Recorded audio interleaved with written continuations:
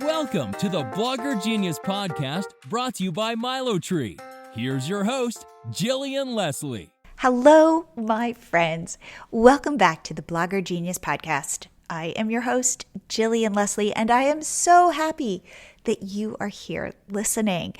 Before I get started, I want to tell you about my new challenge. And this is all about helping you create a new, easy product for 2022. What am I talking about? I am talking about helping you create a paid workshop that you can offer to your community. So in this challenge, it's 5 emails that I send you, and I step you through all you need to do, all the tiny tasks, I call them, you need to do to get this set up so that you can then go to your audience and test it. And we help you build a free sales page that we host for you with your permalink, so you can put this in front of your audience so quickly and easily and see if this is what they want from you. And guess what? If it isn't, I say go create a new sales page with a new offering, because you will hit it and find success. So go join the challenge. Head to milotree.com/ ready for it? Challenge. milotree.com/challenge, and you will start getting emails from me. And if you have any questions, just reply to one of the emails and I'll get right back to you. This is the year of monetizing, and monetizing with your own audience. Okay, for today's episode, I have Christy Harfman on the show, and she is the creator of the Happy Family blog. And what we're going to talk about is how she had grown this big Instagram page to over 60,000 followers and then lost it overnight. It just disappeared. And we talk about the heartache, and we talk about what she did. And it's a really interesting story because it also made her rethink a lot about her business. So without further delay, here is my interview with Christy Harfman. Christy, welcome to the show. It's great to have you. I am so excited to be here. As I was sharing before, you are my favorite podcast. I've listened to you forever, since you first came out. And I have been a fan of yours since I first started blogging like 8 years ago. My goal was to be on your site, and I used to submit parties to you. I just think you are an absolute resource and gem to our blogging community. So thank you so much for having me. Okay, I'm blushing. Thank you so much for saying that. In fact, I was going back through our emails, and right when I started my podcast, you were one of the first people to reach out to be like, yes, thank you. And I was like, oh my God, because as I was sharing with you, I'm just sitting here in my house, like on the inside of me going, I hope this is working. So you saying that, I cannot tell you how much that means to me. And as I was sharing, I feel like it's such an honor to get into people's ears. So thank you for letting me in your ears. That sounds creepy, but thank you. Well, thank you for always giving such great nuggets and such great takeaways, because I feel like it can be the wild, wild west. And this is a really, really difficult industry to be successful in. I think it's an easy industry to start in, right? The entry is very easy, but it is difficult to be successful. And I think that, like we talked about before, there's so many juggling balls up in the air at the same time. And it's so easy to get distracted and focus on the wrong thing, or focus on one thing for too long. And so I'm so grateful that your episodes oftentimes are like, ooh, I should be working on that. Like, add that to my goal. Like, don't forget, because it's easy to just work on what you're enjoying and not work on the pieces. Or I talk about this in my most recent podcast that had gone live, being busy as a way to avoid working on your business. I'll take this course, I'll work on my logo, I'll do these things that make me feel like I'm moving forward. But when it comes to the real stuff, I'll get to that later. 100%. Yes. Okay. 100%. So Christy, will you share how you started blogging and your entrepreneurial journey and where you are now? Of course. So I started almost 9 years ago. I had a baby who is now 9, and I worked for a marketing agency, and I worked 100 hours a week, and I loved every minute of it. We like pretended we were an ad agency from like the 50s. We used to have cocktails in our office. We joked that I would give birth, not cocktails when I was pregnant, but cocktails before I was pregnant. We used to joke that I would give birth and then keep working. I loved it. Work was everything. My husband worked there as well. It was amazing. And then I had a premature baby and my Ooh. whole world flipped upside down. And I tried to go back to work at the agency, and I would go to work in the morning and Bailey would still be sleeping, and I would get home and she would be sleeping again. And I realized I was going to miss her entire life. Mm. And that was really, really sad. And this woman who had spent her entire career trying to climb the corporate ladder and make it was like, oh, I think I want to be a stay-at-home mom. I, I'm done. And my husband was like, oh, that's cute. Like, we're a dual income family. You're not going to be a stay-at-home mom. You won't be happy. And so I decided to start blogging because I thought it would be the perfect balance where I could build a business at home with my daughter, who was in preschool by the time I started it. So I had, a couple hours every single day to really focus without having her there. And it has just grown from, when I look back on these photos from the very beginning of cringe. arts and crafts that I Totally. was doing, and oh my goodness, my version of like a watermark was like this massive logo that I had made like myself. Oh, it was so awful. But people started to follow us, even though the pictures were dark and ugly and gross. But I was just writing about what we were doing, and I was connecting with other moms. I knew that you could make money. So, okay. but So I wait, didn't so your know how. blog is the Happy Family blog, Yeah. right? So when you started, what was your vision? Like, I'm going to blog about all these different aspects of family life. So I know, and I'm like nervous to be with you because I know you're all about niching down, but originally I wanted to be a party blogger. And then I quickly realized that was not sustainable with my life, because how I was going to spend all this money on parties, and as much fun as parties are, it would make more sense to be a lifestyle. Right. And by blog. the way, So, I know this with Catch My Party, like, your daughter has a party, like a birthday, one time a year, or there's one right. Christmas. So like, you're going to have to wait a long time if you're, Exactly. okay.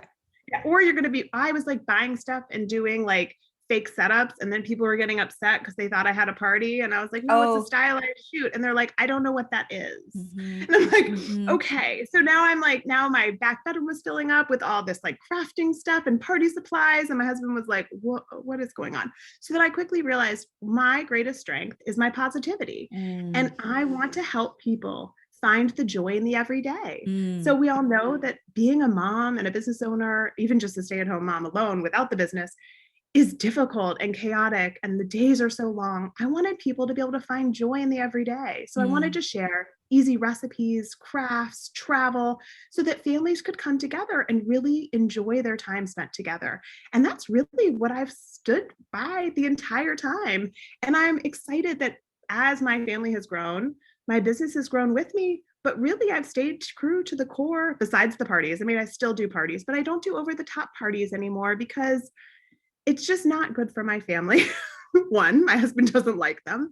And my daughter wants to go on trips now. And so family travel is a really important part of what I share, because I want families to know that you can have incredible time with your family on a weekend. Or, we show small trips so that they're attainable and doable for our readers. And my business has grown because of that. So when you started, when did you first know I can make money at this? So it's interesting. There's two local bloggers in Boca, and they had blogs. They were just like focused on South Florida. And I knew that they'd made money, but I couldn't understand how. And so for the first year, I made no money. And then the second year, I made minimum wage. So my husband was like, this is amazing. Because he's like, this stuff is amazing. Like, you should really stick with this. Right. I'm so glad you left your big corporate job so that you could, exactly. Yes. Those six figures were really, they disappeared quickly. But what I realized was that people were making money with sponsored content. And so I found some ad networks, not ad network, but Social Fabric is the first one, where you can go in and they say, this is the brand, this is what they're looking for, what do you want to do? And I remember my first party was with like Lay's potato chips or something. And so I did like a sun yellow themed setup. And I was like, this is so much fun. Like, brands who I already know, love, and trust will pay me money to like set up fun things, to do a recipe, to share how I would use it. Like, this is the dream. Like, oh my gosh. And so I started to do really well with pitching brands, and I went from the networks to pitching directly. I still have to say, it's almost like an addiction with these networks, because everyone says you should pitch direct, and you should 100% pitch direct when you want to work with brands, because you get paid more money, there's more creative license. But it takes so many pitches to get one person, that the networks are so easy when you know exactly what they want. They basically tell you, like, we don't want a recipe. We want a lifestyle. We wanted you to tell us that you would take this yogurt with you on your morning walk, or, like, the brand basically feeds it to you, and it makes it much easier to pitch them. So as much as I would like to leave the networks, I have never left them. I mean, I definitely pitch direct as well, but pitching and working with brands was really my first ability to make any money. And it is still my greatest income source today. And I love it. Okay. So what are your favorite networks?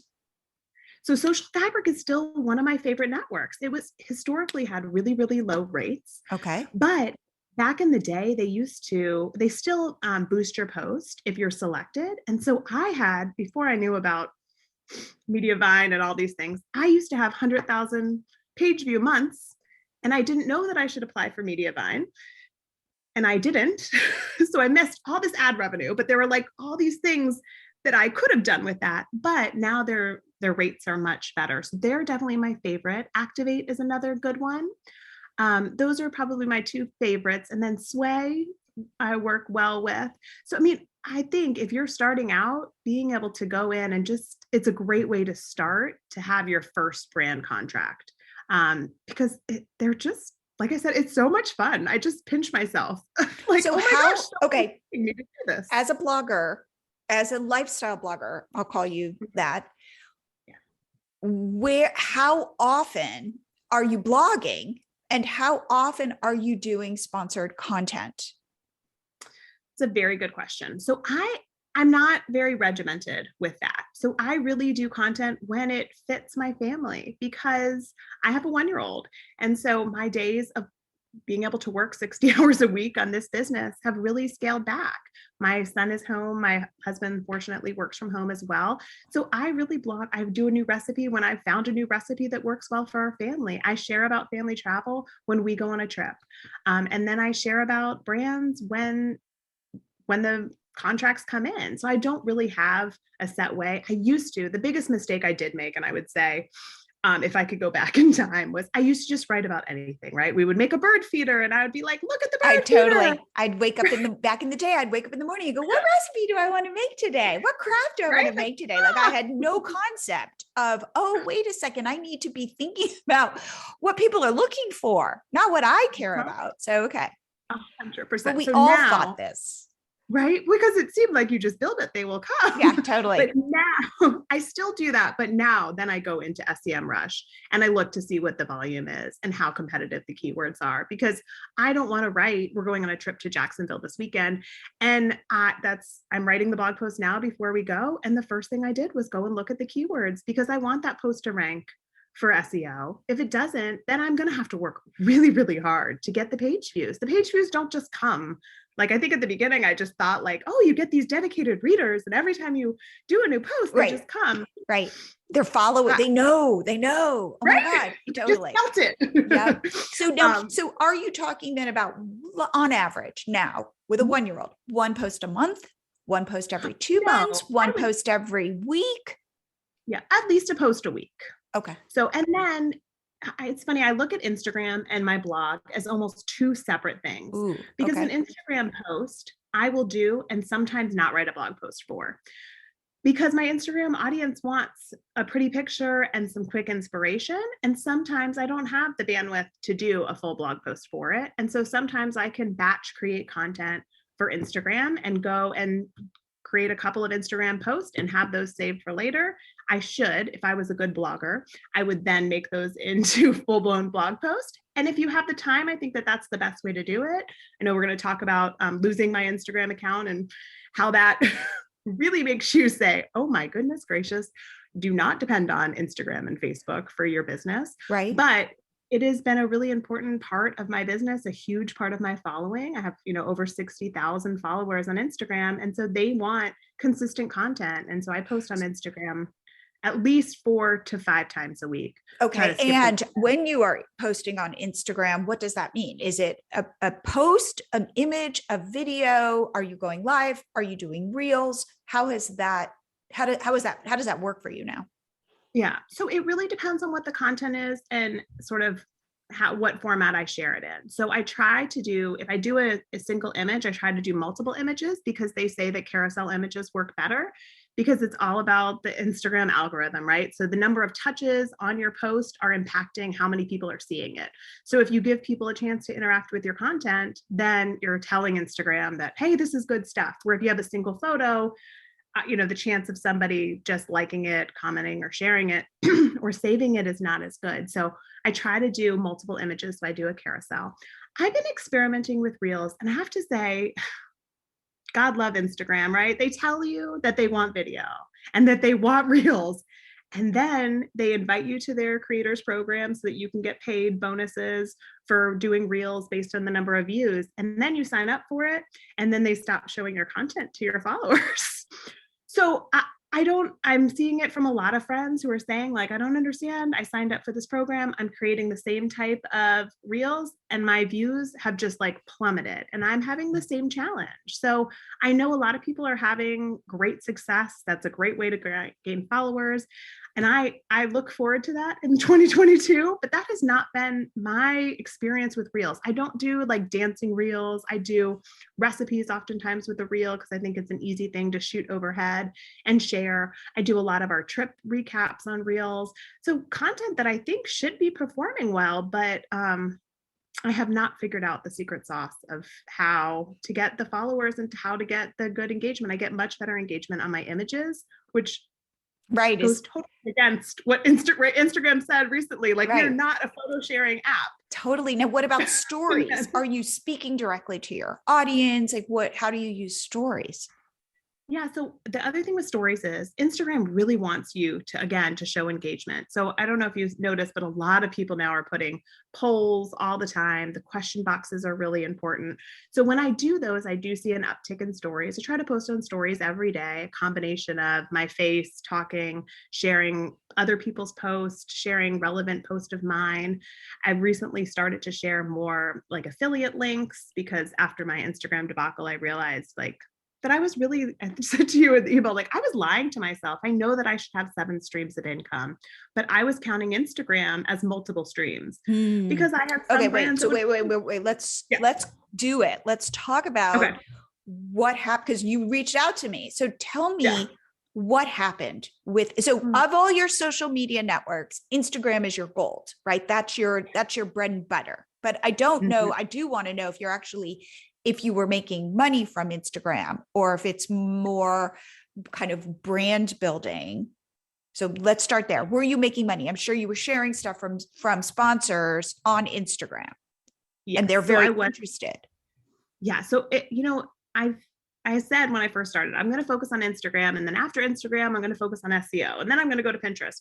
Well, I focused on Instagram, and I got such good feedback and return that I kind of got stuck. And brands almost exclusively want Instagram. I would say that 50% of my brand contracts say that they just want Instagram. They don't even want a blog post anymore. And that's sad for all of us, right? Because now we're not doing the SEO, all these other pieces that need to happen. So it was really scary for me because so many brands, excuse me, as my son's here, speaking of 1-year-olds, but so many brands just want that Instagram content, and so I was counting these multiple streams as like, some brands just wanted stories, some brands just wanted reels, some brands wanted feed post. And I was sort of counting those as separate ones. I was doing affiliate income, but sharing it on my Instagram stories. So I was like, oh, I have this. But when that Instagram page went down for 5 days, I started to realize, like, we even had trips planned with CVBs. I was like, are they still going to want me to come if I don't have this large following on Instagram. And I didn't ask because I didn't want to know the answer, but it was really scary. And it made me realize that I need to focus on my page views. I need to have those up so that if I were, luckily my Facebook page has like over 20,000 followers. So for one brand, I did say, can I just post onto Facebook? And I didn't tell them, but to myself, I said, I'll boost the post. And that way I'll get the same reach that they would have gotten on my on my Instagram account. And luckily, brands, they're people too, which is amazing. And they were so understanding and thoughtful with it and allowed me to do that. But okay. So tell me what happens. You wake up in the morning and what? So I wake up in the morning and I go to check my Instagram just like I always do, and it didn't load. And I thought, that's strange. Maybe my internet's not doing well. And then I went to my Facebook page, and my Facebook page said, we think you're under 13. I was like, interesting. Like I have 2 children. One is 9. So that would be very interesting. I've had a Facebook account for 15 years.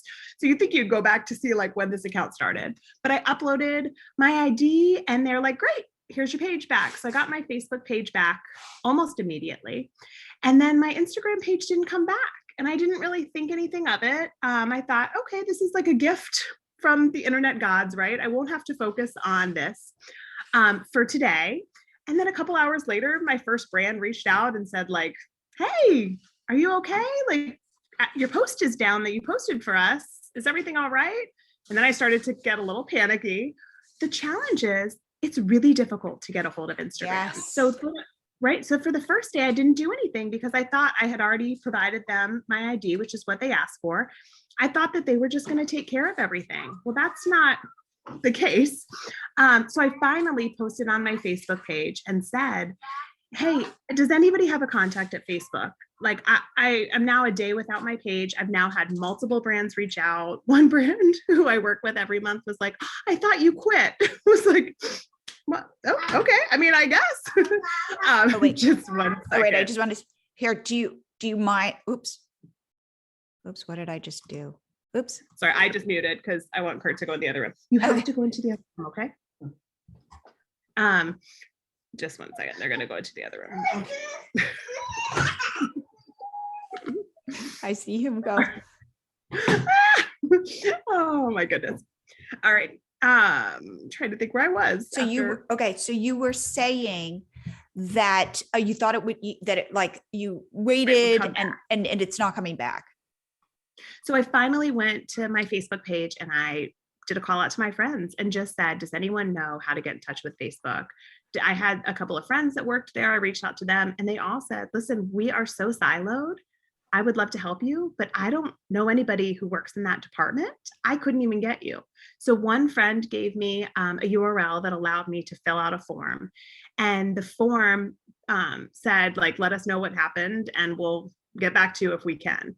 Someone also gave me a telephone number. And so I was so excited. I was finally going to get someone on the phone. I called and the voicemail, I'll never forget. It says like, welcome to Facebook.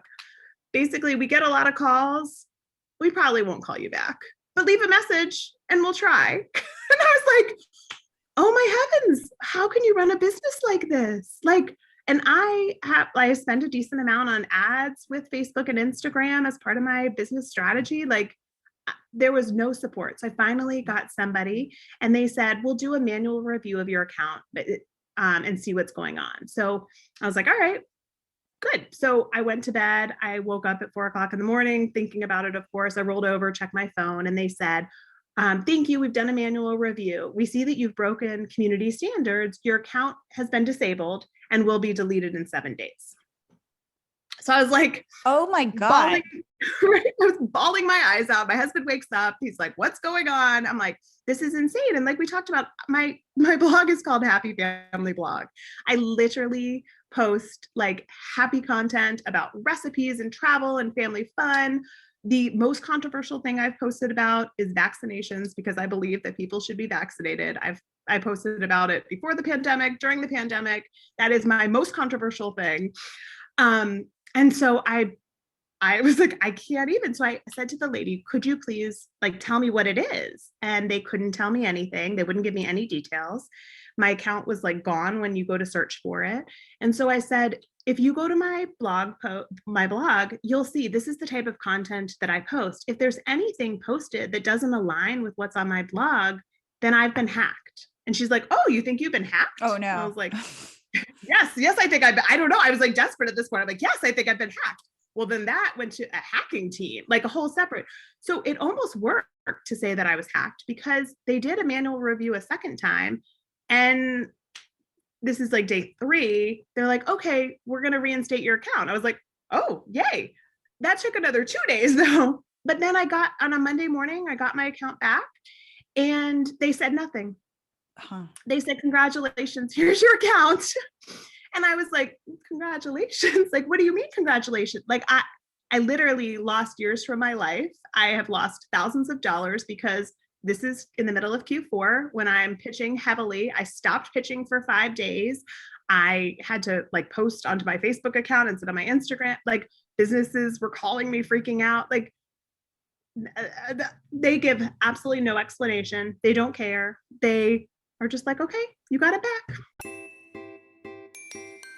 I want to take a short break to talk about Milotree Easy Payments. This is the new platform David and I have created to help you get paid by your audience. So what could you do with it? Well, like in my challenge, you could easily set up a paid workshop.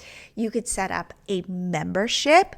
You could set up coaching or services or products. And the best part is it's so low tech. So what we do is we integrate with your email service provider. We enable you to set up free sales pages. We give you a dashboard to manage your customers. If you're looking for a low tech solution, this is it. And the best part, there is no monthly fee. So set something up, set up a sales page, go see if you can sell it because you're not going to pay us until you start making money. We take a small transaction fee. This is for creators. We're creators. We built it for you. Head to milotree.com/easypayments. Set up your free account. Get in there, muck around, create some products and sales pages. Offer them to your audience on social, in email. This is the best way to test and learn. So head to milotree.com/easypayments. And now back to the show. We are sharecroppers building businesses on platforms that can just, do something like this. This wasn't even an algorithm change. This was like some, I don't know, bug in the system. And your whole business or a big part of your business just kind of fell apart or disappeared. So Totally what did this make you think? Having gone through this. Cry. Yes. Right, yeah, it made me cry a lot.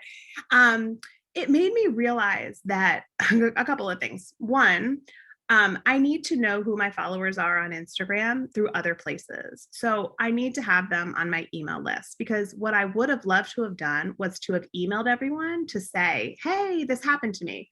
But I have an email list, but I haven't been good to it. So I didn't even think about using it. And I haven't been good about promoting my Instagram followers to come to my email. Oftentimes, my followers don't like to leave the platform. So it's very difficult to get them across. So one of the things that I have done now that I wish I had, that I share with my friends that they should have, is a backup account. Not a backup account necessarily with your same name, but a backup account, maybe I did it with my personal name, where you could follow some of your biggest supporters who could help get you back in to your community if you have to start over, because every single day I get a message from a friend who has to start over because they get hacked by somebody who's, asking them for Bitcoin, or because of some sort of weird issue with Instagram. And so if you're able then to reconnect, because I had these groups of people, I actually had one follower who said, I Googled you, I thought you died. Ooh. Like I know, I was like, oh, I couldn't, I didn't know what had happened. So I was like, oh my gosh. So what I have done now is have this personal account. So let's go through this. You have a personal, Okay. So you start a new Instagram account.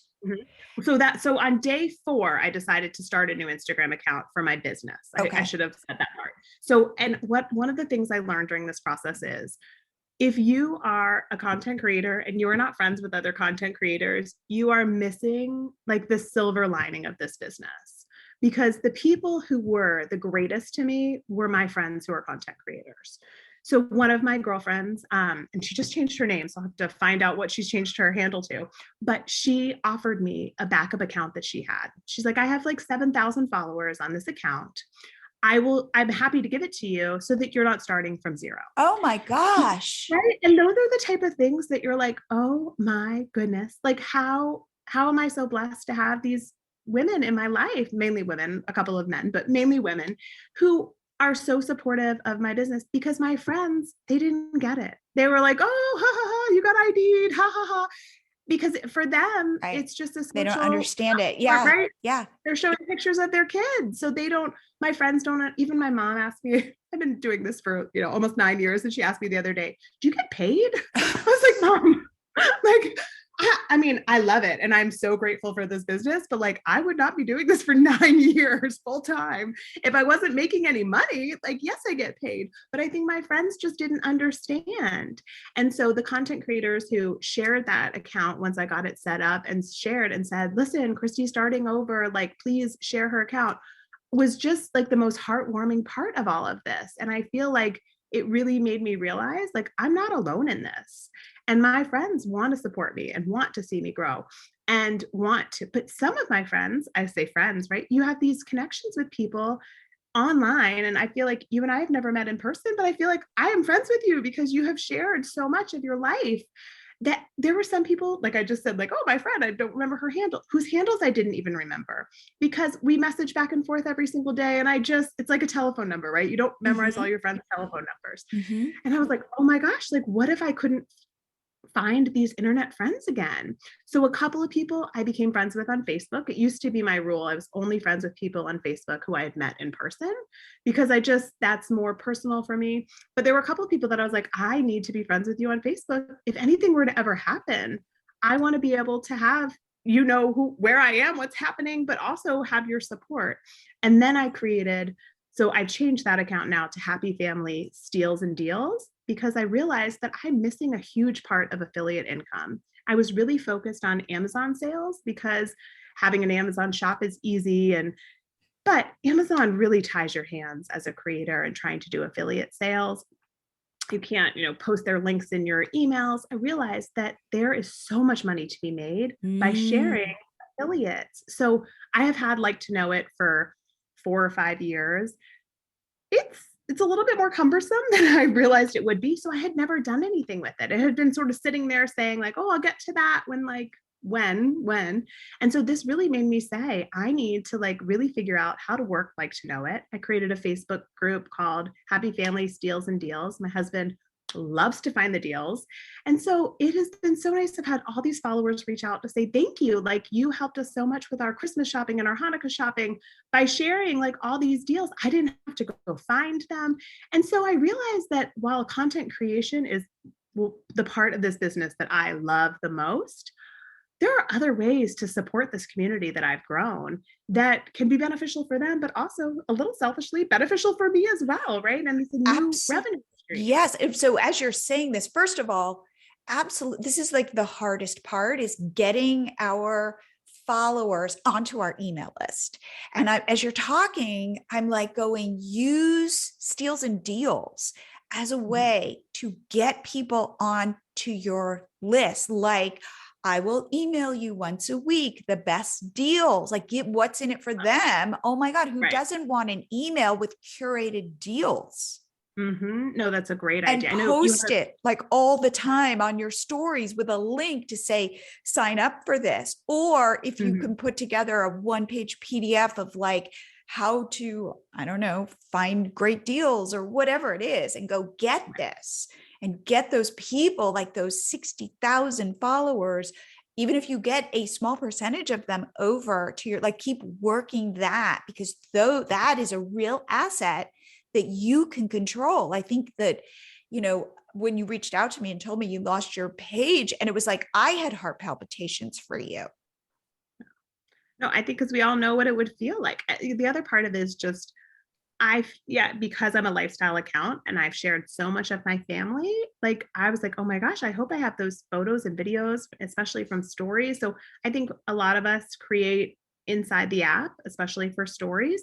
And I don't do that anymore. I create all of my stuff on my phone so that I can have it saved. Because if my account ever went away, I would have hated to have lost like these videos of my son and my daughter. You know what I mean? As a lifestyle blogger, this happy family blog is really me and my family and my children. And so I was so sad about losing all of these memories that I had put onto this platform because I thought that I could also selfishly reference them for myself. I have a saved highlight of like baby brother of my son. And I was like, oh my gosh, like we put not just our heart and soul into this because it's a business, but our heart and soul because that's the connection that we're making with our readers because we want to share our lives and inspire other people. And so I think it's important to have all of that information saved on your phone. You can save, your entire Facebook page. You can do a download. I have a couple of friends who said they do that once a month and they save all that information to the cloud because these are our portfolios to show to businesses to see how we operate, what type of content we create. And it's important to have that information. Otherwise, it's very difficult to sell yourself, right? Like, how do you sell it? How did this change your relationship with Instagram? So my relationship with Instagram has been difficult over the last 2 years, I would say. They're just not good to content creators. I spent 8 years building an audience, and then they don't want to show my content to my audience. So I've already had like this love-hate relationship with them because brands want to be seen on my Instagram page. And so I have said to a couple of my close friends, like, I'm going to ride this to the very end. And for a moment, I thought, I literally wrote it to the very end, like it's gone, poof. But it's really changed my perspective on the fact that I need to be more focused on myself. I need to be focused on my email list. I need to be focused on like affiliate income that's not connected to content creation. And I should have, when the pandemic hit, I even had a contract with Clorox, and Clorox put my contract on hold for almost a year because there was no product. So they didn't need me, right? Wow. So they didn't even have product that they could ship me. So to even create the content. And then when I finally found it, they were like, oh, I don't know. Like a lot of businesses got really uncomfortable with having content creators creating content during the beginning of the pandemic. Luckily that's changed. So that should have been like my wake up call to say, like, as much as I love content creation, there are so many other ways to make money in this business. Like I can't just focus on working with brands and creating content for them. I would say that is super powerful. What I am seeing from where I sit is this burgeoning world of what's called the creator economy, where creators are taking their fates in their own hands. Now there's all this stuff going on called Web3 and it's like crypto, and I'm trying to understand it, but I would say we're not necessarily there yet. But the idea is for content creators like you, like me, is building these closer relationships with our people.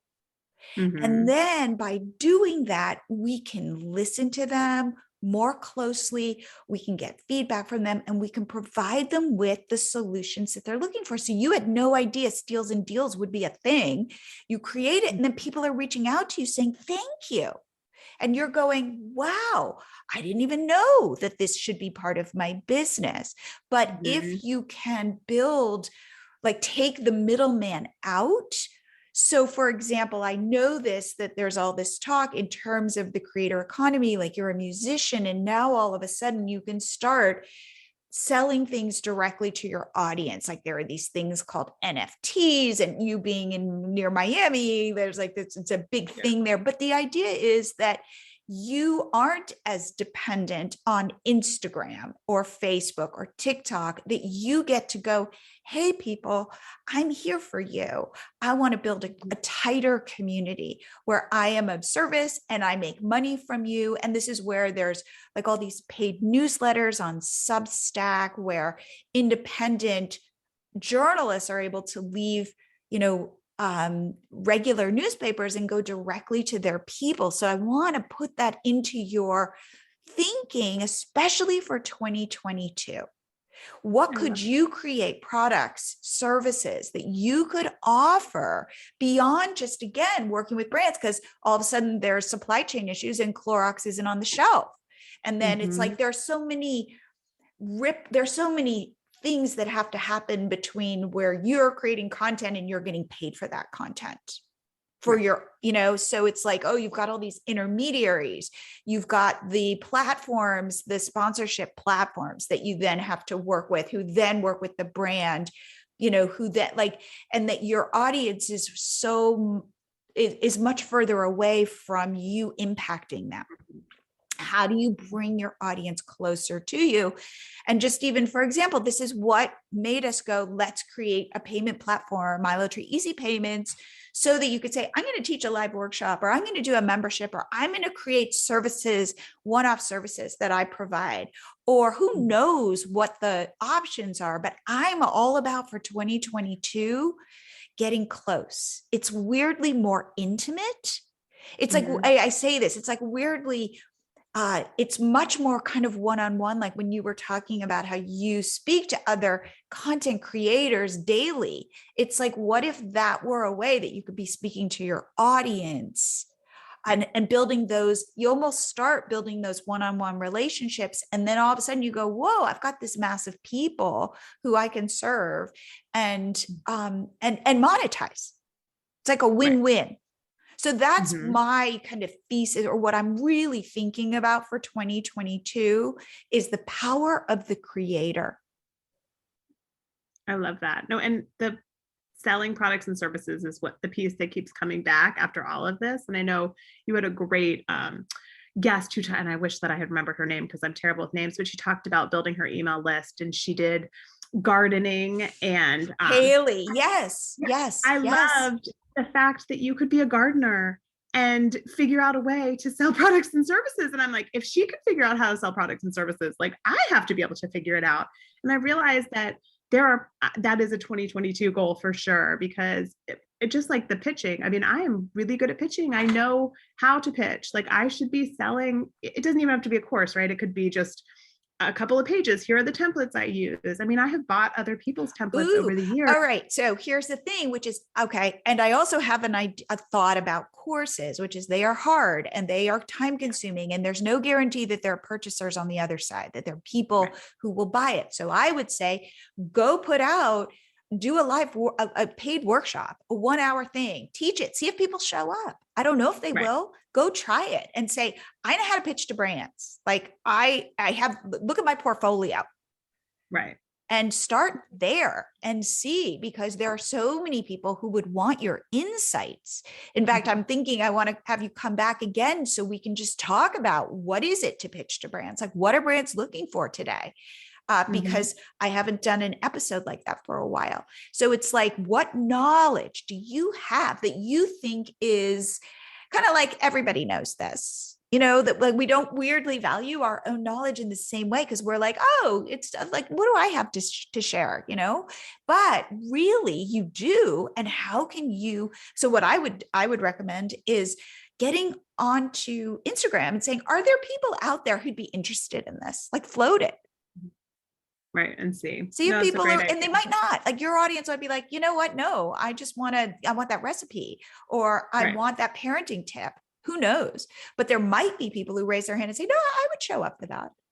No, it's a great idea. I know I'm always shocked when a follower comments and says like, "Oh, I've been thinking about growing a business." And I'm like, "Oh my gosh, like I forget." Like you said, you forget that you are like a business and you've done well. And I think we talked about imposter syndrome. I think no matter how long you've been in this industry, there's always someone who's bigger than you, and you're always looking up to someone. And Yes.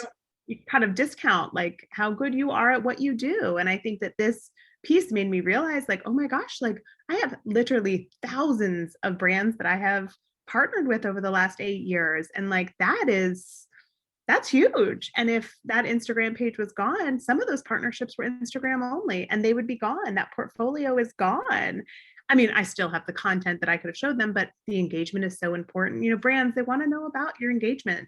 Yeah. as See, like, much I as don't even know, like, what is it like today versus say 5 years ago? Like, how has it changed and what do brands want? And so, no, I think that there is so much value. And again, as I say, I say to people, I just did a paid workshop where I said, what are you an expert in? And I could feel the energy change when I said that, because everyone went, well, I'm not really an expert. No, Right. what am I? I'm not an expert. And I go, no, small e expert, like really, something that other people don't know.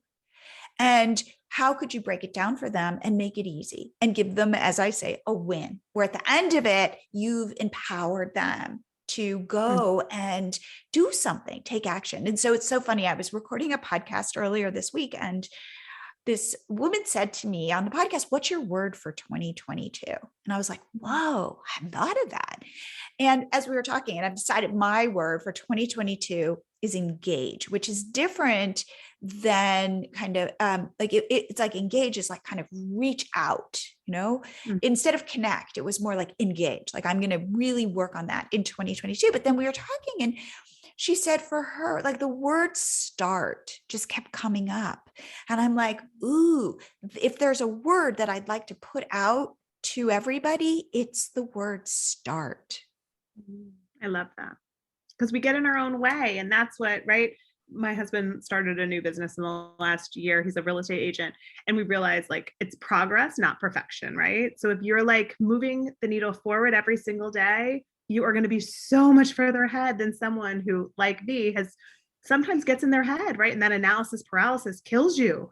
And you just have to you have to put it out there. And I think that's so much of what we do in business, right? It's like, it's not perfect. No, you just put it out there, like totally. And I shared this story. So as you know, we've been remodeling our kitchen, and we finally have it. It's never done, by the way. So like, it's still kind of a mess, but we decided we were going to unpack our kitchen. And I was like, talk about decision paralysis. Like, what is it? I was paralyzed. Yes, yeah. Because I had like all my spatulas and cooking stuff, and there are drawers now, and my kitchen looks different than it did before. And I'm like, where's the right drawer for the spatula? And I was really kind of stuck. And then I had that moment where I said, put it somewhere. Start using your kitchen, start going, wait a second, I'm cooking and I need a spatula. And is it in the right drawer? No, you know what? It's in this drawer, but it should probably be in this drawer. Like, I don't know the right drawer for the spatula, but eventually by getting into my kitchen and kind of cooking and fumbling around, I'm going to find the right drawer for the spatula. And for me, it was just put it somewhere. I love that, because I know one of my favorite books is Good to Great. And he says, like, just get everyone on the bus, right? And then you'll find out where people need to be on the bus. Just get them on the bus. And I feel like that's exactly right. Like, just decide what you're going to do and just like start running. And then you can start to see how you are able to like fit that into what your goals are for the year. Because I totally agree with you. We all get there and we're like, ooh, like TikTok. I've had a TikTok account for like as long as I can remember. And I'm so afraid of it. But I finally, after this Instagram stuff, said, you know what? I have friends who have just skyrocketed on TikTok. And I'm seeing now in some of the networks, the TikTok pay is better than the Instagram pay because TikTok doesn't have the algorithm that Instagram does. So a small creator can have a massive reach, and brands want to see your reach, not necessarily the number of followers you have, because the number of followers you have doesn't mean anything because of the Instagram algorithm. And so it really encourages you, like, get on and try and see what works. And it's scary and overwhelming. And it's a totally different thought process. Even just their editing, I was like, I don't even know how to edit my video in here. Like, what do I do? How do I do a voiceover? Like, there's so much to learn that I think after one platform has kind of beaten you down a little, I think a lot of Instagram people are moving to TikTok because they've still got the core of the joy that is creating content and then putting it out there and actually allowing people to see it. Absolutely. So goal, right? Will you come back for a part 2 where we talk about sponsored content and all of those secrets, all the things you know that you think everybody knows, we don't know? I'd love you to share that. I would love to share that. Yes. I know it is funny how we doubt ourselves sometimes, right? Yeah. So, okay, Christy, if people want to reach out to you, see what you're doing on Instagram, also your blog, or they have a question about, say, sponsorships, how can they do that? Of course. So I'm Happy Family Blog is my URL, is my name on all of my channels. So Happy Family Blog on Instagram, Facebook, Twitter, Pinterest, TikTok, all of them. So I'm happy to answer any questions. And this has been so much fun. You realize when you were like a business person before a content creator, how much of the business you really enjoy, right? I love talking about the business behind what we're doing and not just the pretty pictures and videos, right? That everyone thinks it is. So many friends now are like, I'm excited. I'm going to be a content creator. I'm like, that's amazing. Like prepare for like 2 years of minimum wage and then you're golden, right? Like I think now there's so many more people like you who have podcasts that are sharing these tidbits. I think when I started, the information was so spotty and you didn't know who to trust. And so that process today would be a lot shorter to get up to speed and running than it was 9 years ago. Awesome. Well, Christy, thank you so much for coming on the show. Thank you so much for having me. I look forward to coming back. I hope you guys liked that episode. For me, the biggest takeaway is be careful building your business on rented land because it could go away at any moment. So make sure you're using social media to build your audience, but get those people onto your list so you own that relationship. Okay, just to wrap up, 2 things. 1, join my challenge at milotree.com/challenge.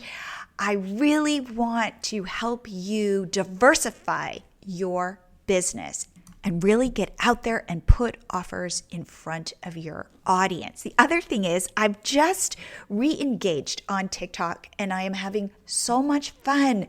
Please follow me on TikTok. It would just boost my spirit. So I'm at Milotree app on TikTok, and I would love to see you over there.